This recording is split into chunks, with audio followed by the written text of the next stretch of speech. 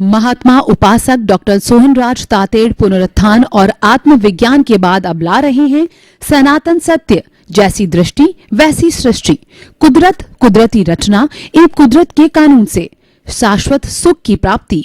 Log in करें www.drsohanrajtater.com, YouTube channel doctor Sohanraj Tated, play store से download करें mobile app doctor Sohanraj Tated. चंदे सुनिमलयरा आयचे सुअयं पयासैरा सागरवर गंभीरा सिद्धा सिद्धिं मम दिशन्तु सिद्धा सिद्धिं मम दिशन्तु। ये मेरे भीतर विराजमान शुद्ध आत्मा भगवान और सभी 84 लाख जीवा योनि प्राणियों के भीतर अभेदा भाव से विराजमान भगवत स्वरूप वही शुद्ध आत्मा भगवान मुझे ऐसी शक्ति दो, जागृति दो कि मेरा राग द्वेष हर क्षण घटता रहे, मेरे मन में किसी के प्रति बुरे भाव नहीं आवे, मेरे द्वारा किसी को दुख न हो, मैं किसी के प्रति अभिप्राय और ओपिनियन नहीं दूं। हर जन्म में मेरे को मुक्ति के कर्म मिले, हर जन्म में मेरे को सद्गुरु और ज्ञानी पुरुष मिले, ऐसा आशीर्वाद दो, शक्ति दो, जागृति दो। भाई और बहनों, मातृशक्ति को नमन। आज का हमारा बहुत सुंदर विषय घाती अघाती कर्म। जो धर्म दर्शन आत्मा में विश्वास करते हैं वो सभी कर्मों में विश्वास करते हैं। अगर आत्मदर्शन में से कर्म सिद्धांत को निकाल दिया जाए तो आत्मदर्शन शून्य हो जाएगा, क्योंकि जो आत्मा तो हमारा मूल स्वरूप है, वो हमारा प्रभु है, हमारी ईश्वर है, उसी की कृपा से हम बोल रहे हैं, उसकी कृपा से मन वचन काया की सारी क्रिया कर रहे हैं। तो वह जो है बंधा हुआ क्यों है हमारे शरीर के अंदर, उसकी क्या विवशता है, वो विवशता ही कर्म है।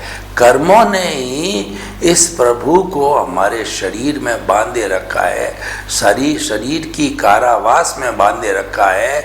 और जिस दिन कर्म सब समाप्त हो जाएंगे, कार्बन शरीर जिसके अंदर कर्म रहते हैं वह धुल जाएगा, वह समाप्त हो जाएगा, तो आत्मा तो मुक्त अवस्था में ही है। वो तुरंत ही सिद्ध शिला में जाकर के सिद्ध बुद्ध होकर के और शाश्वत सुख के अंदर विराजमान हो जाएगा।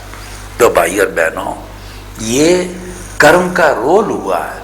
अब कर्म क्या है? कर्म चतुस्पर्शी पुद्गल है, जो कि हम मन वचन काया की कोई क्रिया करते हैं तो इसी ब्रह्मांड में से वो चतुस्पर्शी पुद्गल तान लिए जाते हैं, खींच लिए जाते हैं। हर प्रवृत्ति के साथ में चतुस्पर्शी पुद्गल वह होते हैं जो कि आँखों से दिखाई नहीं देते और जिसके 4 स्पर्श होते हैं, शीत उष्ण स्निग्ध रुक्ष। और वो 4 स्पर्श होने के कारण अमूर्त होता है और साथ साथ के अंदर वह जो है वो विज्ञान की भाषा के अंदर मासलेस पार्टिकल होता है, जिसकी कोई मास नहीं, जिसका कोई जो भार नहीं होता, भारहीन होने के कारण वो अनादि अनंत काल से हमारी आत्मा के साथ चिपका हुआ है और आत्मा को कोई भी भार महसूस नहीं होता है। जबकि इतना जन्म जन्मांतर का अगर वो इस अष्ट स्पर्शी होता तो टनों बंद उसका भार होता, क्योंकि जन्म जन्मांतर से वो आत्मा इस कर्म शरीर को जो है वो लिए चल रही है, इसके अंदर ऐड करके प्लस करके चल रही, भारी होकर के चली आ रही है। तो भाई और बहनों, जब कभी भी कर्म जब मन वचन काया की क्रिया के साथ ताने जाते हैं तो ताने जाने पर वो जो है तुरंत ही 4 भागों के अंदर बदल जाते हैं, प्रकृति, स्थिति, प्रदेश और अनुभाग। प्रकृति का अर्थ होता है कि हमारी कुल 8 तरह के कर्म होते हैं, ज्ञानावर्णीय, दर्शनावर्णीय, वेदनीय, मौनीय, आयुष्य, नाम, गोत्र और अंतराय। इसकी जो जो प्रकृति होती है उस प्रकृति में वो डिवाइड हो जाते हैं। स्थिति मतलब जो कर्म बंधा है वो कितने समय तक आत्मा के साथ में रहेगा, कॉजल बॉडी में रहेगा। तो प्रकृति स्थिति प्रदेश मतलब उसके कितने जो है परमाणु कालाणु बोलते हैं, वो चेतनामय आत्मा के एक परमाणु पर कितने परमाणु केंद्रित रहेंगे। प्रकृति स्थिति प्रदेश और अनुभाग जब वो उदय और प्रारब्ध में आएगा तो किस तरीके का रस देगा, किस तरीके की इंटेंसिटी होगी और किस तरह का वो कष्ट पहुंचाएगा, ये चारों भागों में बढ़ जाते हैं। वैसे कर्मों की कुल 10 अवस्थाएं होती है, लेकिन मुख्य 4 अवस्था होती है। और भी अवस्था होती है उद्वर्तन अपवर्तन, कर्मों को घटाया बढ़ाया जा सकता है। सजातीय कर्म होता है संक्रमण, कर्मों का जो है अपनी सजातीय में एक के कर्म दूसरे के अंदर संक्रमित हो जाते हैं और जो है वो निकाचित, वो इतने जो है चिकने कर्म होते हैं कि एज इट इज भोगने पड़ते हैं। निदति यानी जो है कर्मों को घटाना, बढ़ाना, निकाचना। तो इस तरीके से ये 10 विभाग उसके कर्मों के होते हैं, उसके अनुरूप जो है सारे कर्मों का बंद हो जाता। अब जो ये चतुस्पर्शी जो है वो हमारे कॉस्मोस से लाए जाते हैं और वो वहाँ से तान करके और भीतर हमारा कर्म शरीर जन्म जन्मांतर से आत्मा के साथ लगा हुआ है, उसके साथ में जुड़ जाते हैं और उसके जो 8 विभाग होते हैं उन विभागों में जाकर के अपना स्थान बना देते हैं। ज्ञानावर्णीय, दर्शनावर्णीय, वेदनीय, मोहनीय, आयुष्य, नाम, गोत्र, अंतराय और उसके अंदर उसकी 108 प्रकृतियाँ होती है। तो उसमें डिवाइड होकर के और अपने अपने कर्म के साथ में जुड़ जाते हैं। तो अब देखिए ये मूल 8 कर्म आत्मा के साथ जुड़े हुए हैं और ये 8 आवरण हैं। कैसे आवरण मैं आपको बताऊं कि जो बाबा लोग होते हैं वो कमंडल रखा करते हैं। तो कमंडल क्या होता है कि बड़ा जो है वो कहना चाहिए कि वो एक जो बड़ा फल होता है, उस फल की कद्दू का फल, उस फल में से गिरी निकाल करके और शेष बचा हुआ की तुम्बी बना देते हैं। वो तुम्बी को आगे काट के हैंडल बना दिया जाता है। वो तुम्बी इतनी हल्की होती है, उसको पानी में डाल दो तो वो तैरती रहती है। अब उस तुम्बी के ऊपर जो है हमने उसके ऊपर मिट्टी का एक लेप जो है वो चिकनी मिट्टी का एक लेप लगाया, सुखाया, फिर दूसरा लेप लगाया, सुखाया। इस तरीके से 8 लेप लगा के सुखाए अलग अलग कलर के और उसको जो है तुम्बी को अब जो है पानी में डाल दिया जाए तो वह तुम्बी भारी होकर के डूब जाती है। आप देखिए कि लकड़ी तो पानी पे तैर जाती है और छोटा सा अगर जो है कहना चाहिए लोहे का टुकड़ा है जो 10 ग्राम का है वो तो डूब जाता है। क्यों डूब जाता है कि वो भारी होता है और लकड़ी हल्की होती है, यानी हल्कापन ऊपर ले जाता है, भारीपन हमको नीचे ले जाता है। यही फॉर्मूला आत्मा के साथ है। आत्मा जब हल्की होती, पवित्र होती है तो वो ऊर्ध्वगामी जाती, ऊपर की ओर जाती है। जैसे कि धुआं हमेशा ऊपर उड़ता है क्योंकि वो हल्का होता है। और अधोगामी तब होती है कि वह नीचे जा कर के और गिर जाती, यानी नारकी तक भी चली जा सकती है, 7वीं नारकी में भी जाके जन्म ले सकती। तो भाई और बहनों, हम आपको बताना चाहते हैं कि ये 8 कर्म है ना, इसके 2 भाग हो गए। जो आज का हमारा विषय है 4 है हमारे घाती कर्म। घाती का मतलब वो कर्म जो आत्मा की घात करते हैं, आत्मा से संबंधित है, आत्मा के जो दिव्य गुण हैं उनको प्रकट नहीं होने देते हैं। वो कौन कौन से हैं? ज्ञानावर्णीय कर्म, दर्शनावर्णीय कर्म, मोहनीय कर्म और अंतराय कर्म। ये घाती कर्म, ये अलग हो गए। आत्मा की घात करने वाले, आत्मा से जुड़े हुए। दूसरा अघाती कर्म है जो पुण्य पाप दोनों होते हैं, शुभ अशुभ होते हैं। और वो घाती कर्म एकांत पाप के होते हैं, एकांत पापकारी प्रवृत्ति के होते हैं। और घाती कर्म वो घाती कर्म तो अशुभ ही होते हैं। और शुभ कर्म और अशुभ कर्म होते हैं हमारे शरीर से जुड़े होते हैं, जो शरीर को सुख पहुंचाते हैं वो पुण्य के शुभ कर्म है, और शरीर को दुख पहुंचाते हैं वो अशुभ कर्म है, पाप के कर्म है। वो कौन कौन से हैं? वेदनीय, आयुष्य, नाम, और गोत्र, ये चारों ही शुभ और अशुभ दोनों होते हैं, जो शरीर से जुड़े होते हैं और शरीर के साथ ही इनका भुगतान होता है। और हर शरीर में नए नए तरह के ये अघाती कर्म आते हैं। और देखिए, जो घाती कर्म है वो ब्रॉड फॉरवर्ड होते रहते हैं, अघाती कर्म भुगत लिए जाते हैं। भुगता समाप्त, भुगता समाप्त, हर शरीर में आए, भुगत लिया समाप्त। Debit credit zero, debit credit zero, debit credit zero होता है। लेकिन ये plus minus plus minus plus zero कभी नहीं होता। जो घाती कर्म कभी भी जीरो नहीं होते हैं और अघाती कर्म जीरो होकर के फिर नए जन्म में नए बनते हैं, नए चार्ज होते हैं, नए भुगते जाते हैं, फिर नए चार्ज होते हैं, जैसी प्रतिष्ठा करते हैं फिर भुगते जाते हैं। तो अब घाती कर्मों को देखिए, ज्ञानावर्णीय कर्म जो है इसकी प्रकृति कैसी है, आँख पे हम पट्टी बांध देते हैं, वैसी इस ज्ञानावर्णीय कर्म की जो है प्रकृति है। यानी ज्ञान पे आवरण आ जाता है और ज्ञान के आवरण को पट्टी के समान माना गया है। और वो आवरण क्यों आता है, यानी ज्ञानावर्णीय कर्म बंधन के कारण क्या क्या वो जानना जरूरी है। वो कारण ये है कि जो ज्ञानी पुरुष होते हैं, अर्यंत, सिद्ध, आचार्य, उपाध्याय और साधु, ये ज्ञानी पुरुष होते हैं।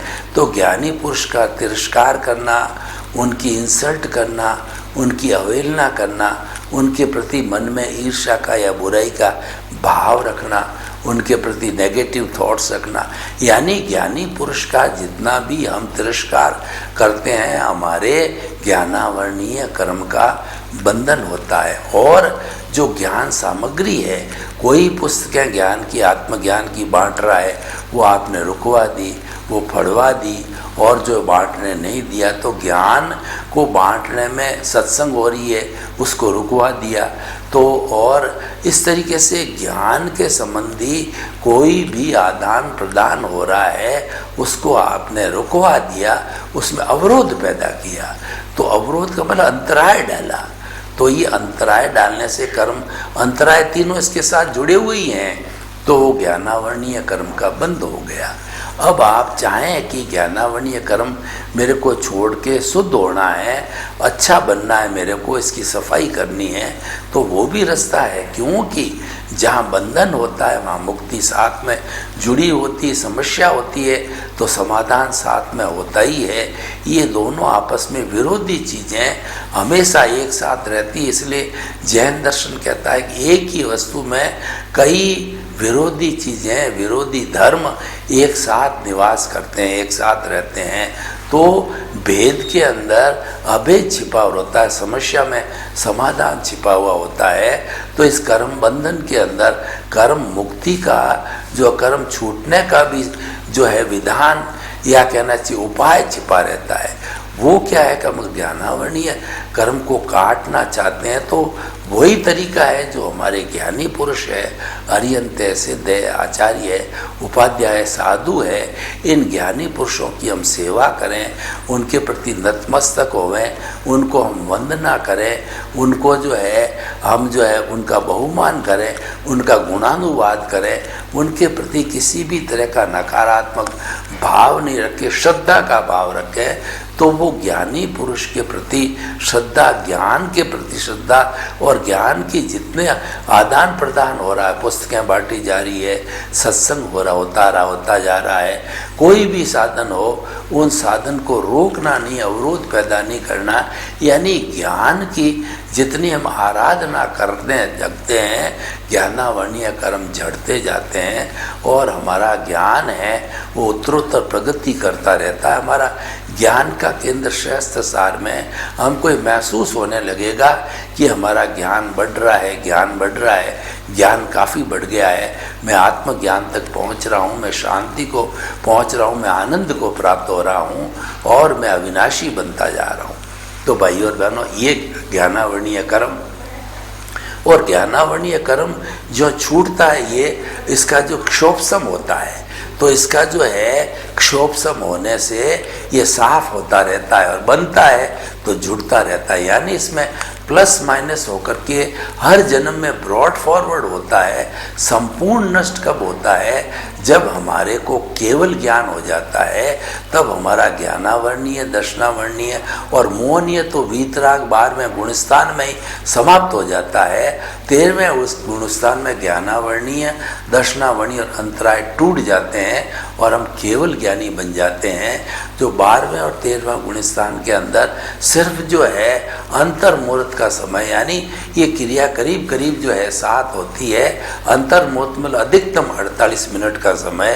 तो ये क्रिया पूरी होकर के हम जो वीतराग से केवल ज्ञानी भी तुरंत बन जाते हैं। और केवल ज्ञानी बनने के बाद में भुवन भास्कर का उदय होता है, यानी हमको एक ऐसा ज्ञान मिलता है जो कि केवल ज्ञानी है इस संपूर्ण की जड़ और चेतन की, भूत की, भविष्य की, वर्तमान की हर अवस्था को ये जानता है। इतना बड़ा ज्ञानी हो जाता है वो ज्ञान के लिए। तो ये जो ज्ञानावर्णीय कर्म है, हमारे 5 तरह के ज्ञान है। मति ज्ञान, शुद्ध ज्ञान, अवधि ज्ञान, मनोप्रयोग ज्ञान और केवल ज्ञान।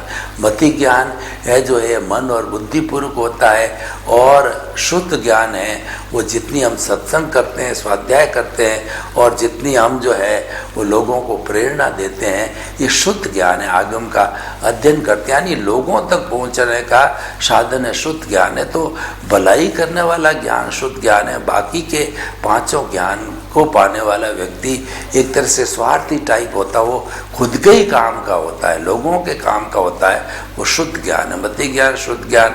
अवधि ज्ञान का मतलब है एक पर्टिकुलर दूरी तक के पुद्गलों को जो है वो आत्मा की शक्ति से वो ज्ञानी पुरुष देखने लग जाता है। उसके अंदर जो अप्रत्यक्ष जो है वो प्रत्यक्ष ज्ञानी हो जाता है। अप्रत्यक्ष के ज्ञान के साथ की आवश्यकता नहीं रहती है। मति ज्ञान, शुद्ध ज्ञान तो ये जो है अप्रत्यक्ष ज्ञान है, और अवधि ज्ञान प्रत्यक्ष ज्ञान है, और मनोप्रयोग ज्ञान किसी के मन के जो है वो परमाणुओं का, मन के चिंतन को, मन के विचारों को पकड़ लेना, ये मनोप्रयोग ज्ञान होता है। ये भी प्रत्यक्ष ज्ञान है। और केवल ज्ञान तो प्रत्यक्ष ज्ञान है ही है। जब आत्मा की प्योर उज्ज्वलता हो जाती है, ज्ञानावर्णीय, दर्शनावर्णीय और मोहनीय तो पहले ही समाप्त हो जाता है। ज्ञानावर्णीय, दर्शनावर्णीय, मोहनीय और अंतराय जब समाप्त हो जाते हैं तब केवल ज्ञान होता है। तो ये 5 तरह के ज्ञानों को रोकता है, और एकदम साफ होने पर ये जो केवल ज्ञान प्रकट हो जाता है। और जो हमारा दर्शनावर्णीय कर्म है केवल ज्ञान की तरह ही, ठीक केवल ज्ञान की तरह ही होता है। दर्शन का अर्थ होता है कि हमारी फेथ, श्रद्धा, मतलब ईश्वर के प्रति, भगवान के प्रति, कर्मों के प्रति, आत्मा के प्रति श्रद्धा को जो रोकने वाला वो दर्शनावर्णीय कर्म है। दर्शनावर्णीय कर्म को एक पुजारी की जो है वो उपमा दी गई है। पुजारी क्या करता है, भगवान के मंदिर के सामने जो पर्दा लगाया हुआ है और वह पुजारी भगवान के दर्शन करने नहीं देता है, तो जो हमारा जो दर्शनावर्णीय कर्म है, जो भीतर प्रभु विराजमान है, उसके अंदर श्रद्धा करने नहीं कर देता है, उसके अंदर विराजमान होते हुए भी उनके दर्शन नहीं करने देता है। और दर्शनी वही है, जो ज्ञानी है वही दर्शनी होते हैं। अरियन, सिद्ध, आचार्य, उपाध्याय और दूसरा साधु, आचार्य और उपाध्याय और साधु वही दर्शनी है। तो उनका तिरस्कार करना, उनकी अवहेलना करना, उनको कष्ट देने से दर्शनावर्णीय कर्म का बंद होता है, और उनको साता पहुंचने से दर्शनावर्णीय कर्म का क्षय होता है। दर्शनावर्णीय कर्म 9 तरह के होते हैं, जो है चक्षु दर्शन, अचक्षु दर्शन, अवधि दर्शन, केवल दर्शन, और 5 तरह की निद्रा होती है, चपला चपला, स्थिर निद्रा इत्यादि। तो ये 9 कर्म जो है ये सारे जो है हमारे जो है दर्शनावर्णीय कर्म का विभाग है। तो ज्ञानावर्णीय, दर्शना, तीसरा मोहनीय कर्म जो है वो मोहनीय कर्म को उपमा दी गई शराबी की तरह। शराबी व्यक्ति होता है, वो शराब पी करके बेभान हो जाता है, नाली में गिर जाता है, सड़क पर गिर जाता है, और ऊपर से वाहन भी चल करके उसकी ये लीला भी समाप्त हो सकती है। घर में आता उसको भान नहीं रहता है कि सामने मैं किससे बात कर रहा हूँ, बेटी है, एक बहू है, एक पत्नी है, कि माता है, कि दादी है, कि नानी है, उसको ये ध्यान ही नहीं रहता, बेभान होता है। तो मोहनीय कर्म जो है जितना हमारे जो सुख है जीवन का उसके ऊपर पर्दा डाल देता है, और वह जो है सुख की प्राप्ति में, अनंत सुख का धाम है आत्मा, उसको रोक लेता है। तो मोहनीय कर्म को जो है सेनापति का दर्जा दिया गया है कि, और सेनापति को जब मर जाता है या समाप्त किया जाता है तो सेना में भगदड़ मच जाती है और सेना भाग जाती है। इसलिए सबसे पहले हमें शक्तिशाली मोहनीय कर्म को समाप्त किया जाता है। और मोहनीय कर्म समाप्त कैसे होता है कि हमारे जो जितने भी जीव है, जो हमारी जो षट जीव निकाय है, पृथ्वी का है, अप का है, तेजस का है, वायु का है, वनस्पति का है, तृष का है, षट जीव निकाय के सभी प्राणियों को किसी प्रकार का मन से, वचन से और शरीर से, करने से, करवाने से, अनुमोदने से किसी को किसी प्रकार का कष्ट देना जब हम बंद कर देते हैं तो हमारा मोहनीय कर्म धीरे धीरे वो जो है वो उदय प्रारब्ध के अधीन जो है छटने लगता है और कम होने लगता है, झड़ने लगता है, जिसको हम निर्जरा कहते हैं। कर्मों का आत्मा से अलग होना आंशिक निर्जरा कहलाती है, और संपूर्ण निर्जरा जब हो जाती है तब मुक्ति की अवस्था को प्राप्त करते हैं। तो भाई और बहनों, जब हम इसकी जो है कुल 28 प्रकृतियाँ हैं, 4 क्रोध मान माया लोभ है, इसको 4 से गुणा करो, अनंतानुबंधी अप्रत्याख्यानी प्रत्याख्यानी संजलन 16 ये हो गई, और 9 कषाय होता है।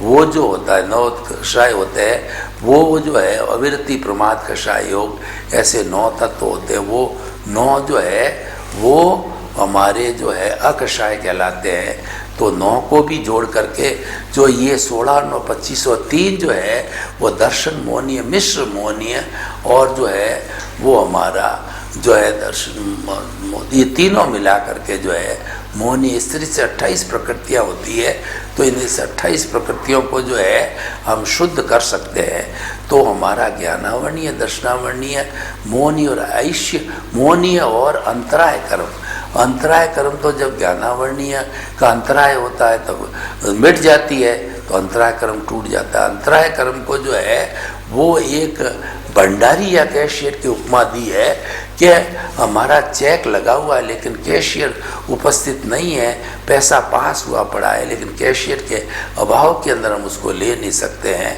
तो उसी तरीके से अंतराय कर्म जब उदय में कब आता है कि किसी की अंतराय लगी होती है, और अंतराय 5 तरह की होती है, दान, लाभ, भोग, उपभोग और वीर्य।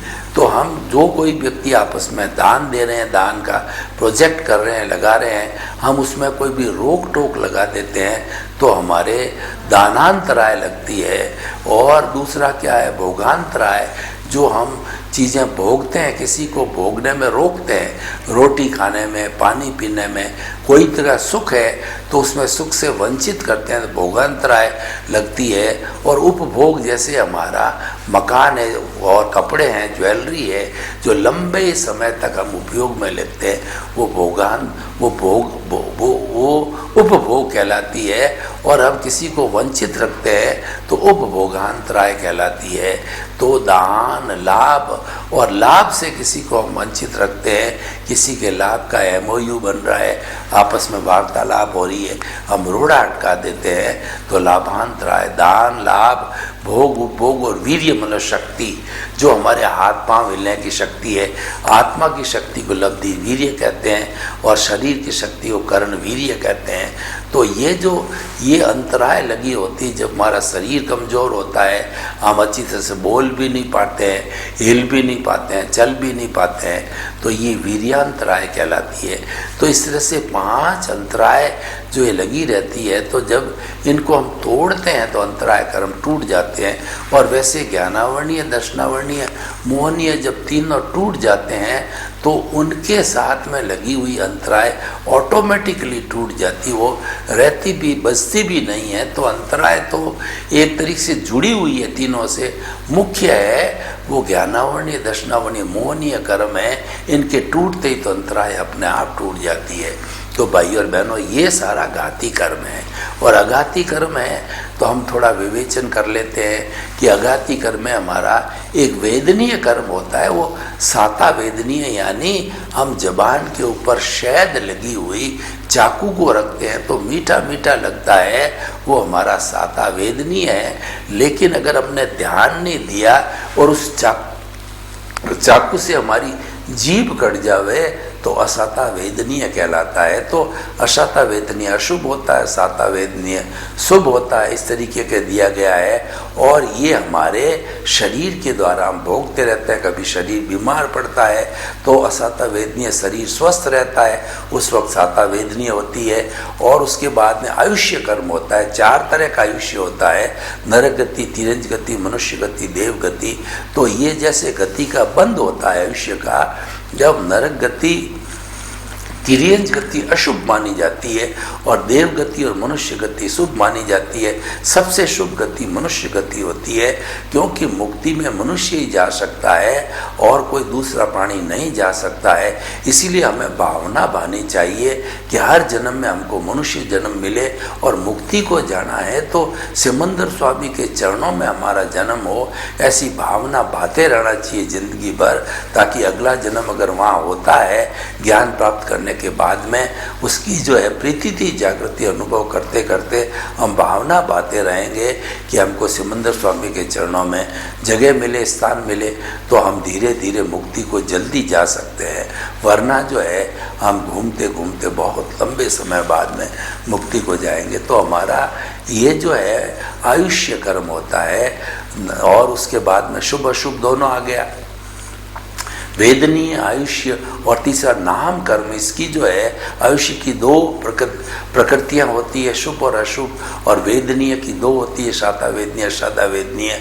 और नाम कर्म की 103 प्रकृति होती है। सबसे बड़ा खाता इसका है वो गति, जाति, इंद्रियां, वर्ण, गंध, रस, स्पर्श जो है सारी बातों का ये नाम कर्म है, जो कि हमारे मन, वचन, काया की जो है शुभ अशुभ प्रवृत्ति से जुड़ा हुआ होता है। अगर मन, वचन, काया के साथ में यानी कथनी करनी में अंतर होता है तो हमारा अशुभ नाम कर्म जुड़ता है। और कथनी करने में एकता रहती है तो शुभ नाम कर्म होता है।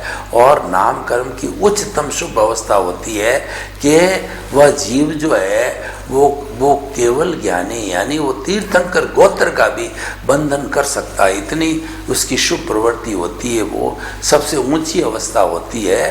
तो ये भी शुभ होता है और अशुभ होता है। जितना यश वगैरह मिलता है वो शुभ नाम कर्म से मिलता है और अपयश मिलता है वो अशुभ नाम कर्म से मिलता है। और उसके बाद में वेदनीय आयुष्य नाम और गोत्र कर्म होता है। जो गोत्र कर्म होता है स्टेटस देता हमको, सोशल स्टेटस है, यानी अच्छे घर में जन्म लेते हैं, अटालिका के अंदर या झुग्गी झोंपड़ी के अंदर, नीच कुल में जन्म लेते हैं। सारा शुभ और अशुभ रूप में हमारा गोत्र कर्म होता है। और गोत्र कर्म जो है बंधने का कारण होता है। 8 तरह के अहंकार करते हैं तो हमारे नीच गोत्र का बंध होता है, नहीं करते हैं तो हमारे शुद्ध गोत्र शुभ गोत्र कर्म का बंध होता है। तो वो कौन कौन से जो है 8 हमारे मुख्य अहंकार है, वो है जाति, कुल, बल, रूप, तप, ज्ञान और लाभ और ऐश्वर्य। ये 8 तरह के मद हम करते हैं कि मैं तो बहुत रूपवान हूँ, मैं अच्छी जाति का हूँ, मैं अच्छे कुल का हूँ, मैं बहुत ज्ञानी हूँ और जो है मैं बहुत तपस्वी हूँ बड़ा, और बहुत बड़ा ऐश्वर्य वाला हूँ और बहुत बड़ी पद प्रतिष्ठा वाला हूँ। तो इस तरीके का हम मद करते हैं तो हमारे अशुभ नाम गोत्र कर्म, अशुभ गोत्र कर्म का बंध होता है। और नहीं करते हैं और अपने निष्काम कर्म की दृष्टि से रह करके अपना कर्म का भोग करते हैं तो हमारे शुभ गोत्र कर्म का बंधन होता है। तो इस तरीके से ये शुभ और अशुभ दोनों तरह के होते हैं। तो 4 मैंने बताए, वेदनीय आयुष्य नाम और गोत्र जो है ये अघाती कर्म है और ज्ञानावरणीय, दर्शनावरणीय, मोहनीय आयुष्य घाती कर्म है। तो अघाती कर्म तो शरीर से जुड़े हुए होते हैं और ये अपने भोगा और चले गए, भोगा और चले गए। लेकिन घाती कर्म हमेशा प्लस होते जाते हैं, माइनस हो जाते हैं, कैरी फॉरवर्ड होते हैं। इसीलिए हमें अगर मुक्त होना है तो घाती कर्मों के ऊपर विशेष ध्यान देना पड़ेगा। ज्ञान को जो है ज्ञानावरणीय कर्म को खपाओ, यानी ज्ञानी पुरुष की तलाश करके ज्ञान को प्राप्त करो, यानी अकर्ता पद से जो है कर्ता पद से अकर्ता पद पर आओ और जो है वो अपनी जो पद, जो बहिरात्मा से अंतरात्मा पद पर बैठ जाओ, तो धीरे धीरे ये विकास होता रहता है। ज्ञान के शुद्धिकरण के साथ साथ में दर्शन की भी शुद्धि होती है। और मोहनीय कर्म है, इसको सबसे पहले, यानी जितनी जीवन में हम मोह को छोड़ते हैं, आसक्ति को छोड़ते हैं, परिग्रह को छोड़ते हैं, उतना उतना मोहनीय कर्म वैराग्य को प्राप्त करते हैं, ईश्वर प्राणिधान करते हैं और मन वचन का से मुक्त ऐसा में शुद्ध आत्मा हूँ। यानी जो जितना जितना शुद्ध आत्मा का हम विवेचन करते रहेंगे, उसमें बुद्धि रखेंगे, उसके अंदर ही हमारे चित्त को समा के रखेंगे, उसी में ही भाव रखेंगे, उसमें समाये हुए रखेंगे, और हम मन वचन काया तथा उससे जुड़ी हुई हर अवस्था मात्र कुदरती रचना है, वो विनाशी है। सर्वे भवन्तु सुखिनः, सर्वे सन्तु निरामया। लोक के सब जीवों को सुख मिले, शांति मिले, आनंद मिले, प्रेम मिले, सौहार्द मिले, और सभी हम शांति पूर्ण अपने कर्मों को खपाते हुए जीवन यापन करके इस धरती पर स्वर्ग को उतार लाएं। आपके प्रति मंगल भावना, शुभकामना। ओम शांति, ओम शांति। महात्मा उपासक डॉक्टर सोहनराज तातेड़ पुनरुत्थान और आत्मविज्ञान के बाद अब ला रहे हैं सनातन सत्य, जैसी दृष्टि वैसी सृष्टि, कुदरत, कुदरती रचना एवं कुदरत के कानून से शाश्वत सुख की प्राप्ति। लॉग इन करें www.drsohanrajtated.com। YouTube channel doctor Sohanraj Tated, play store से डाउनलोड करें mobile app doctor Sohanraj Tated.